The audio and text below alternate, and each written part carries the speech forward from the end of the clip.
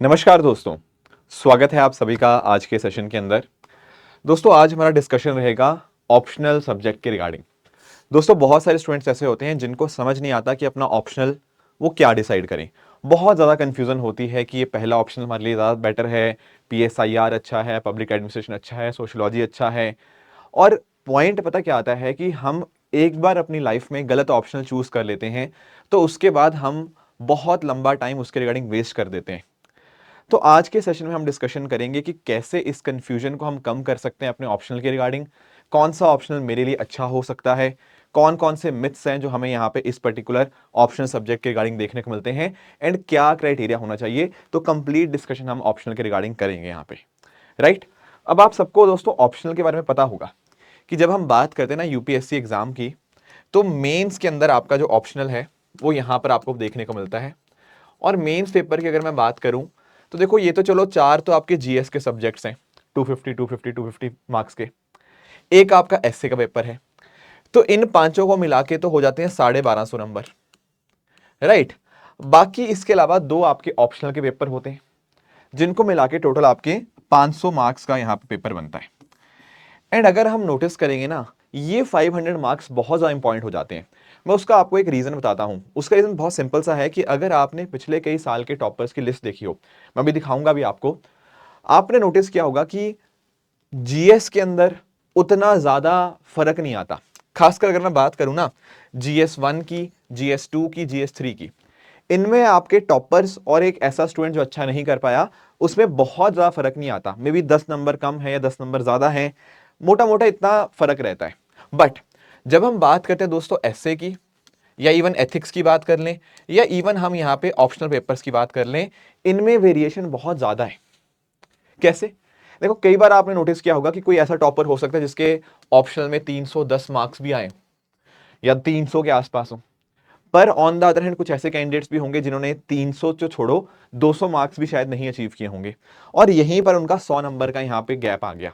And that is why I am saying this कि अपने optional को कोई जल्दबाजी में सिलेक्ट मत करना, बहुत सोच समझ के ये निर्णय लेना, क्योंकि आने वाले कई साल हो सकता है कि आपको वो सेम सब्जेक्ट पढ़ना पड़े।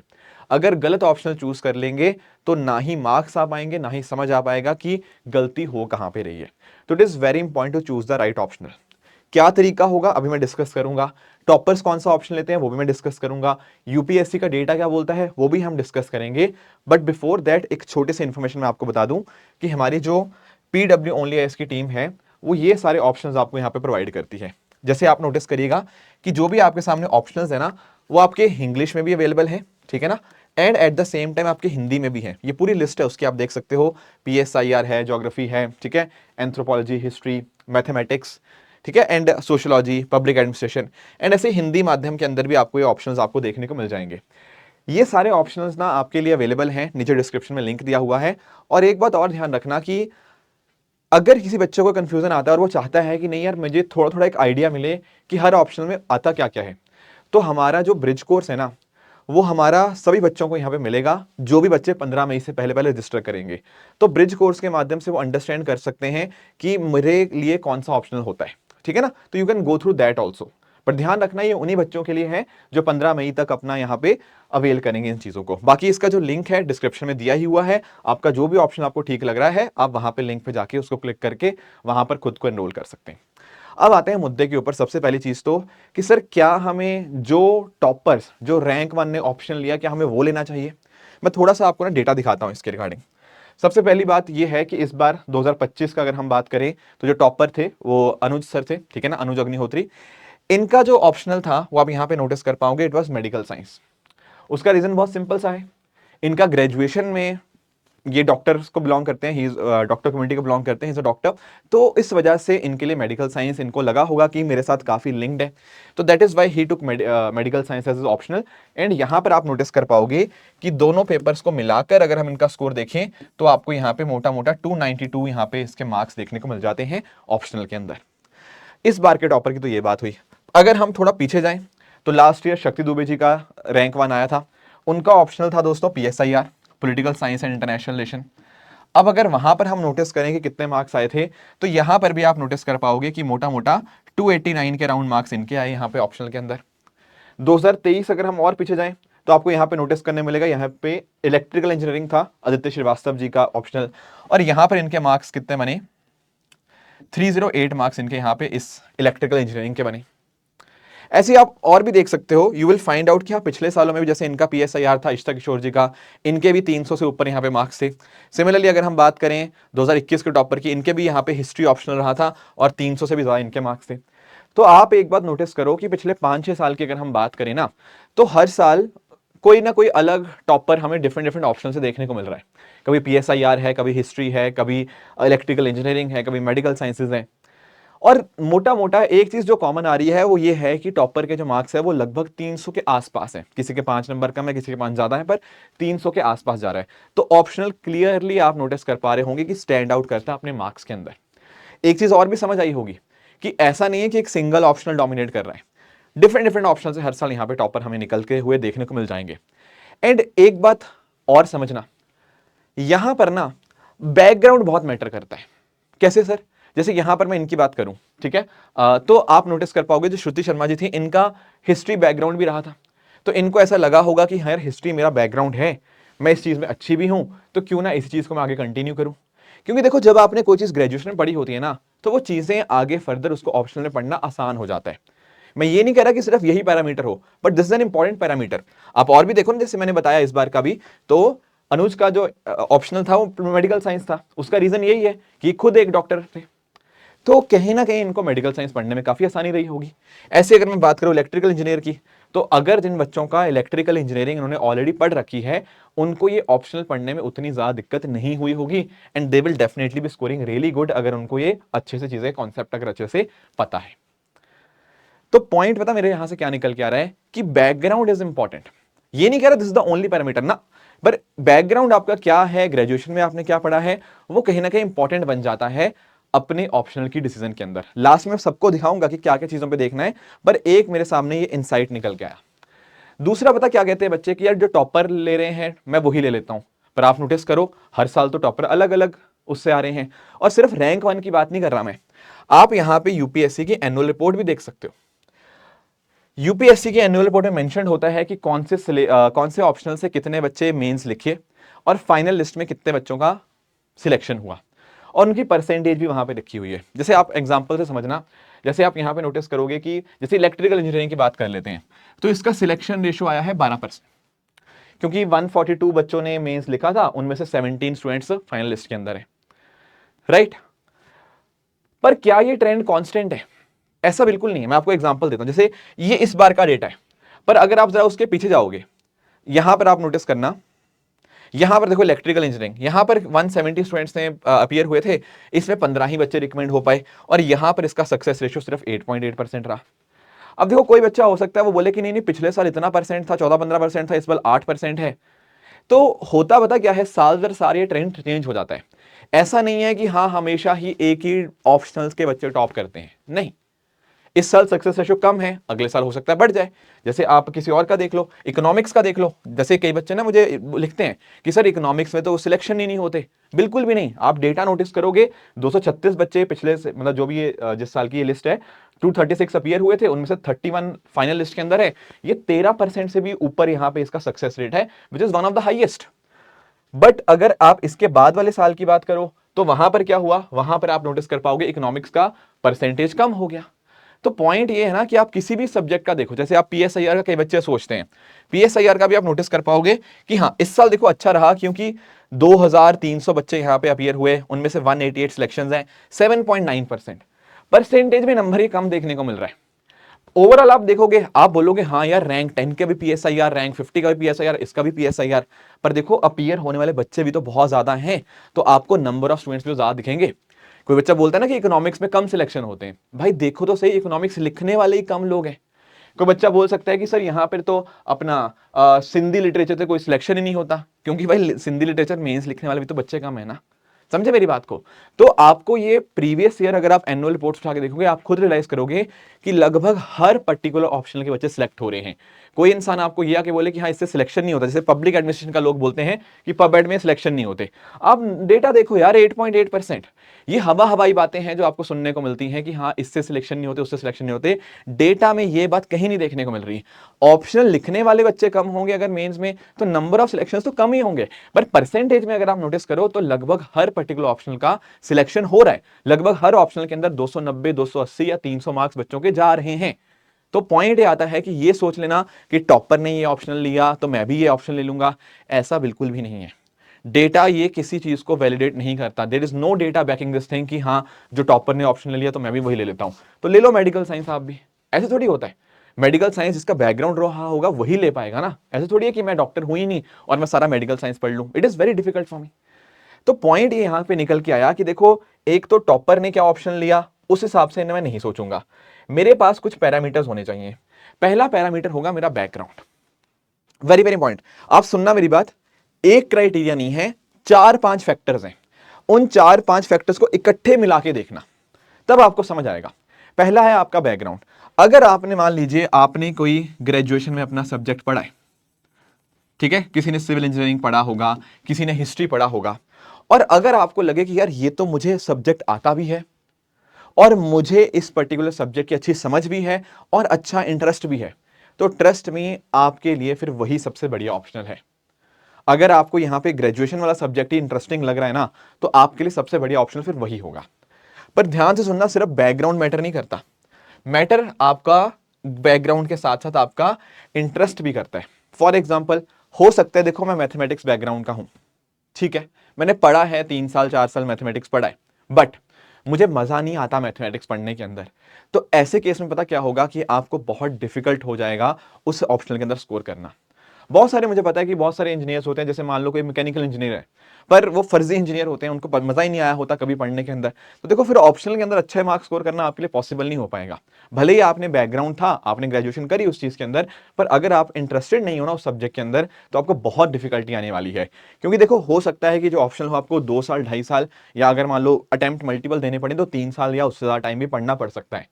तो अगर आपने वहां पर गड़बड़ कर दी तो it is going to affect you a lot. तो आप ध्यान रखिएगा कि आप अपनी अंडरस्टैंडिंग एक तो ऑप्शनल की समझो, देखो मेरा वाकई में इंटरेस्ट है या नहीं है, राइट। अब कई बच्चों को पता लगता है कि सर चलो मान लो मैंने ना, जैसे मैं आपको एग्जांपल देता हूं, अब जैसे ना यूपीएससी का आप नोटिफिकेशन उठाना, कोई मर्जी उठा लो। अब यूपीएससी के नोटिफिकेशन में ना यहाँ पे पूरी इन्होंने लिस्ट दे रखी होती है। मैं आपको लिस्ट दिखाता हूं यहाँ पे। जैसे यहाँ पे ना यूपीएससी ने यहाँ पे लिस्ट दे रखी है कि कौन कौन से ऑप्शनल ऑफर करते हैं। आप देख पा रहे होंगे, agriculture, animal husbandry, anthropology, botany, chemistry, ऐसे 25 तो है ऑप्शनल। ये 25 तो है ऑप्शनल, और उसके बाद लिटरेचर्स भी हैं। तो मोटा मोटा नहीं 45 के आसपास जाता है, जैसे Assamese literature, Bengali literature, Hindi literature, English. तो 25 सब्जेक्ट्स हैं और लगभग 20 के आसपास लिटरेचर हैं, तो 45 के आसपास लगभग आपके पास ऑप्शनल सब्जेक्ट्स हैं। अब इनमें से ना देखो, अगर आपको कंफ्यूजन हो रही है, आप पता क्या करो, आप ना इनके ऊपर क्रॉस मार्क करते रहो। मैं आपको एग्जांपल से समझाता हूं कैसे। देखो, जैसे अब मैं अपनी बात करूं, अब मेरा कोई एग्रीकल्चर के अंदर हो सकता है कोई बैकग्राउंड ना रहा हो, ठीक है, मैंने कभी एग्रीकल्चर नहीं पढ़ा मान लो, तो भाई एग्रीकल्चर में ले ही नहीं पाऊंगा, ना मुझे कोई इंटरेस्ट का खास पता, ना मुझे एनिमल हस्बेंड्री के बारे में जानकारी है। एंथ्रोपोलॉजी का मुझे थोड़ा बहुत पता है कि हाँ यार चीजें इसमें कैसे कैसे आपका ट्राइबल सोसाइटी का कैसे आपका एवोल्यूशन होता है, वो आता है इसके अंदर, मुझे थोड़ा बहुत पता है इसके बारे में। मैं सिविल इंजीनियर तो कभी था नहीं, केमिस्ट्री मुझे वैसे पसंद नहीं थी, बॉटनी वॉटनी तो बड़े नंबरों से, कम नंबरों से पास हुआ। हाँ, कॉमर्स अकाउंटेंसी मुझे थोड़ा ठीक लगता है। तो आप पता क्या करो, ऐसे करते करते ना कुछ आप इसे क्रॉस कर दो कि यार ये ऑप्शन मेरे लिए नहीं है। इन दी एंड पता क्या होगा, आपके सामने 4-5 ऑप्शन हो सकता है निकल के आए, किसी के लिए कोई होगा, किसी के लिए कोई, ऐसे 4-5 ऑप्शन आपके सामने निकल के आएंगे। अब इन 4-5 ऑप्शन को थोड़ा अंडरस्टैंड करना होगा हमें।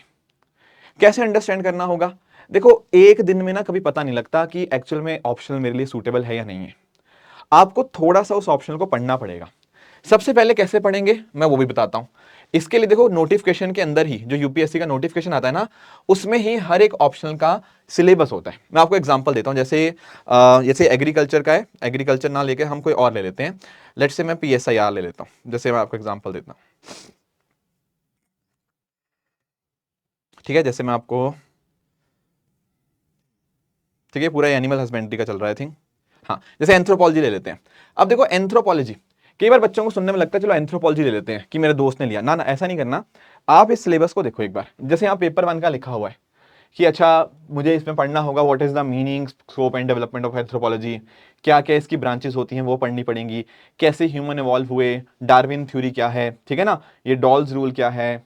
फिर इसी तरह से मुझे और चीज़ें पढ़नी पड़ेंगी कि अच्छा होमो इरेक्टस, होमोसेपियंस, ये सारी चीज़ें यहाँ पे पढ़नी पड़ेंगी। एंड इसके अलावा कैसे कैसे इवॉल्व हुआ पैलेलिथिक, ये सारी चीज़ें, आयरन एज हो गया, फिर आगे फैमिली, मैरिज, ये पूरा ना आप एक बार सिलेबस गो थ्रू करो। फिर यहाँ पे देखो थ्योरीज, ये बड़े इंपॉर्टेंट होते हैं, ये थ्योरीज अलग अलग प्रकार की, टाइलर मॉर्गन इनकी क्या थ्योरीज हैं, तो यहाँ पर आपको पता लगा कि आपको थ्योरीज पढ़नी पड़ेंगी, ठीक है। फिर पेपर 1 कंप्लीट हुआ, फिर उसका पेपर 2 है यहाँ पे नीचे, इसका पेपर 2 का पूरा सिलेबस है, इंडियन कल्चर के बारे में, इंडिया की क्या प्रोफाइल है, भारत में कास्ट सिस्टम क्या है। तो इस तरह से ना पूरा एक डिटेल एनालिसिस करो कि उस सब्जेक्ट के अंदर पढ़ना क्या है। मैं आपको एग्जाम्पल देता हूँ, कई बच्चे ना मेरे पास आते हैं कि सर मुझे मैथ्स इंटरेस्टिंग लेता है, मैं मैथ्स ले लूँ क्या। मैंने उनसे एक चीज पूछी, क्या आपने मैथ्स ऑप्शन का सिलेबस देखा है। कह रहे सर मैथ्स तो नहीं देखा, पर हमें मजा आता है ये स्पीड बोट एंड टाइम के क्वेश्चन करने के अंदर, हमें मजा आता है नंबर सिस्टम वाले क्वेश्चन के अंदर। तो मैंने उनसे एक चीज पूछी, क्या ये मैथ्स ऑप्शनल के सिलेबस में है। जब उन्होंने मैथ्स ऑप्शनल का सिलेबस देखा तो उन्होंने रियलाइज किया कि यार यहाँ तो ऑप्शनल में कुछ अलग ही बातें कर रखी हैं, यहाँ तो आपके डेरिवेटिव्स की बात हो रखी है, बहुत सारी अलग अलग डिस्कशन की बात हो रखी है, वो तो हमें नहीं आता। तो पॉइंट पता क्या है कि जो चीजें आपको एक सब्जेक्ट की ऊपर से नॉलेज होती है और जो एक्चुअल में उसकी डेप्थ होती है, इनमें कई बार बहुत बड़ा अंतर होता है। तो हमें जब भी कभी ऑप्शन लेना है तो सिर्फ ये मत सोच लेना कि मुझे तो मैथ्स इंटरेस्टिंग लगता है या मुझे पीएसआई इंटरेस्टिंग लगता है, हो सकता है कि मैं इसमें अच्छा कर जाऊं। नहीं, आपको उस ऑप्शन का सिलेबस आपको जरूर देखना चाहिए, कंप्लीट सिलेबस कि क्या है उस सिलेबस के अंदर। दूसरी बात, सिलेबस के साथ साथ आप उसके पिछले साल के क्वेश्चंस भी देखो। होता क्या है ना कि जैसे आपने यूपीएससी की वेबसाइट पे जाओगे, आपको पिछले सालों के प्रीवियस ईयर क्वेश्चंस मिल जाएंगे। उन पिछले सालों के क्वेश्चन देखने से फायदा पता क्या होता है, आपको एक आइडिया मिल पाता है कि कैसे सवाल यूपीएससी पूछ रहा है। जैसे एग्जांपल देता हूं, कोई बच्चा हो सकता है बोले कि सर मुझे मैनेजमेंट चैप्टर या मैनेजमेंट सब्जेक्ट बढ़िया लगा, ठीक है, गुड। पर आप जरा ये देखो कि मैनेजमेंट के अंदर भी दो तरह की चीजें होती हैं। एक होते हैं थोड़े आपके ऐसे क्वेश्चंस जैसे जिनमें आपका थोड़ा थ्योरी होती है, और कुछ न्यूमेरिकल्स भी होते हैं। अब ऐसे ही कॉमर्स एंड अकाउंटेंसी का भी पेपर आता है, उसमें भी कुछ थ्योरी होती है, कुछ न्यूमेरिकल्स भी आते हैं।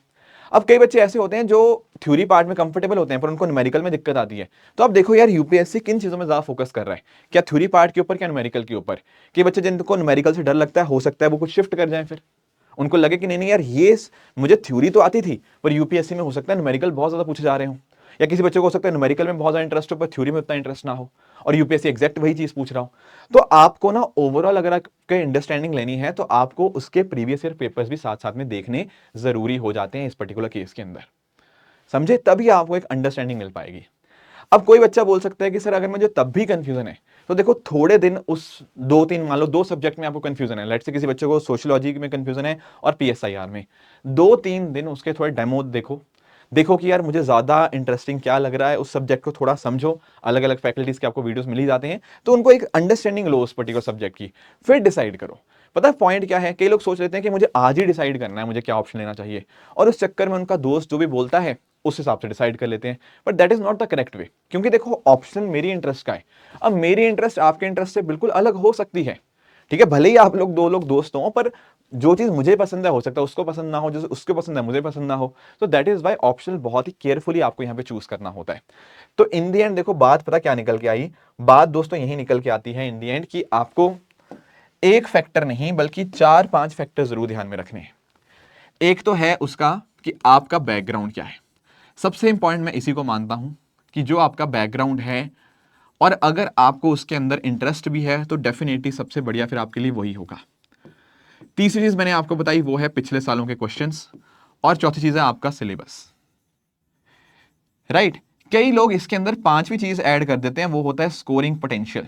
देखो मैं आपकी बात से सहमत हूं कि हाँ ऑप्शनल ऐसा होना चाहिए जिसमें अच्छे मार्क्स आए, नो डाउट अबाउट इट, पर ऑनेस्टली मैंने कई सालों का डेटा देखा है एंड मेरे पास यहां पर कोई ऐसा डेटा नहीं है जो ये बता पाए कि ये ऑप्शन ज्यादा स्कोरिंग है, ये ऑप्शन कम स्कोरिंग है। होता पता क्या है कि हमारे पास डेटा सेट लिमिटेड होता है। मैंने 5 लोगों से बात करी तो मुझे लगा पीएसआई से ज्यादा सिलेक्शन हो रहे हैं, मैंने 5 लोगों से बात करी मुझे लगा सोशियोलॉजी से ज्यादा सिलेक्शन हो रहे हैं। पर अगर आप यूपीएससी की एनुअल रिपोर्ट पढ़ो, उसमें पूरे डेटा को एनालाइज करो, आप हर एक बच्चे के टॉप 100 की आप मार्कशीट एनालाइज करो, यहीं पर कहीं आपको नहीं मिलेगा कि कहीं ऐसा हो रहा है कि एक ऑप्शन में ज्यादा अच्छे मार्क्स आ रहे हैं, एक ऑप्शन में खराब आ रहे हैं, बिल्कुल भी नहीं है। PSIR में भी 290 आते हैं, सोशियोलॉजी में भी 290 आते हैं, पब एड में भी 290 आते हैं, ज्योग्राफी में भी 290 आते हैं। फर्क पता क्या होता है, एक सब्जेक्ट देने वाले 2500 बच्चे हैं, एक सब्जेक्ट को लिखने वाले केवल 250 बच्चे हैं मेंस के अंदर। तो ऑब्वियसली ये 2500 वाले बच्चों का नंबर ऑफ सिलेक्शन ज्यादा होंगे, 250 वाले में नंबर ऑफ सिलेक्शन कम होंगे, पर परसेंटेज के अंदर हो सकता है ये ऑप्शन ज्यादा हो। तो इसीलिए भेड़ चाल के अंदर ना आके आप अपने इंटरेस्ट के हिसाब से करिए। मेरे हिसाब से ये पांचवा चीज उतना वैलिड नहीं है, क्योंकि हमारे पास ये कहने के लिए कि हाँ ये ऑप्शन ज्यादा स्कोर लाता है, ऐसा कोई डेटा नहीं है। ये लोगों के दिमाग में मेरे हिसाब से एक मिथ है कि हाँ ये ऑप्शन में ज्यादा नंबर आते हैं, पर ऐसा कहीं पर भी नहीं है। आप नोटिस कर लेना, आपको आप इसके रिगार्डिंग इसको डिस्प्रूव कर पाना बहुत मुश्किल है इस लाइन को। तो that is why I believe कि अगर आप इन चारों को ओवरऑल मिलाकर अपना डिसीजन लेंगे तो आपका डिसीजन काफी अच्छा बनेगा। कोशिश यही होनी चाहिए कि हाँ बैकग्राउंड और इंटरेस्ट के साथ लिंकेज हो तो बहुत बढ़िया है। कई बच्चे ये भी सोचते हैं कि सर जीएस के साथ जिसका कनेक्शन हो वो भी सही है क्या, कि मान लो कि हम एक सब्जेक्ट पढ़ें और वो GS3 में काम आ जाए, GS1 में काम आ जाए, GS2 में। देखो कर सकते हो ऐसा, कोई दिक्कत नहीं है, पर ऐसा नहीं है कि that is a too much of a thing. क्योंकि देखो ऑप्शनल, जैसे मैं आपको बताता हूँ मेडिकल साइंस है, अब मेडिकल साइंस में 300 से ऊपर नंबर आए हैं, कोई लिंकेज नहीं है, कोई मतलब थोड़ा बहुत लिंकेज होगा पर ना के बराबर लिंकेज है आपका जीएस पेपर के साथ, पर आ रहे हैं ना टॉपर्स के मार्क्स वहां पर। ऐसी बात करें मैथमेटिक्स ऑप्शनल की, वो भी ना के बराबर लिंकेज है अपने जीएस पेपर के साथ, पर वहां पर भी टॉपर्स हैं। इलेक्ट्रिकल इंजीनियरिंग का ना के बराबर था, पर वहां पर भी टॉपर्स हैं। ठीक है ना, तो जीएस के साथ लिंकेज ठीक है, आपको थोड़ा बहुत हेल्प कर देगा, पर ऐसा नहीं है कि वो एक सोल क्राइटेरिया होना चाहिए। मेन क्राइटेरिया मेरे हिसाब से ये 4 होते हैं। अगर ये 4 क्राइटेरिया आप अच्छे से देखेंगे, ऑप्शनल के बीच के अंडरस्टैंडिंग को समझेंगे, तो डेफिनेटली आप एक अच्छा ही निर्णय ले पाएंगे, राइट। तो ये कुछ बातें थी जो आज मुझे आपके साथ डिस्कस करनी थी। बाकी जैसा कि मैंने लेक्चर की स्टार्टिंग में बताया भी था कि ये सारे ऑप्शनल सब्जेक्ट्स हैं जो पीडब्ल्यू ओनली आप सबके लिए ऑफर करता है। ये सब्जेक्ट्स आपके कुछ इंग्लिश में भी अवेलेबल हैं, कुछ आपके हिंदी माध्यम के अंदर भी अवेलेबल हैं। ये पूरी उसकी कंप्लीट लिस्ट आपके सामने है। इन सभी कोर्सेज का लिंक डिस्क्रिप्शन में दिया हुआ है, वहां पर जाकर आपको जो ऑप्शन आपका इंटरेस्टिंग आपको लगता है, जो ऑप्शन आप पढ़ना चाहते हैं, उनको आप यहां पे एनरोल कर सकते हैं। डिस्क्रिप्शन में सारे लिंक्स यहां पे गिवन है। So thank you so much for joining. इसी तरह से आप सब लोग हार्डवर्क करते रहिए। All the very best. Thank you so much. जय हिंद।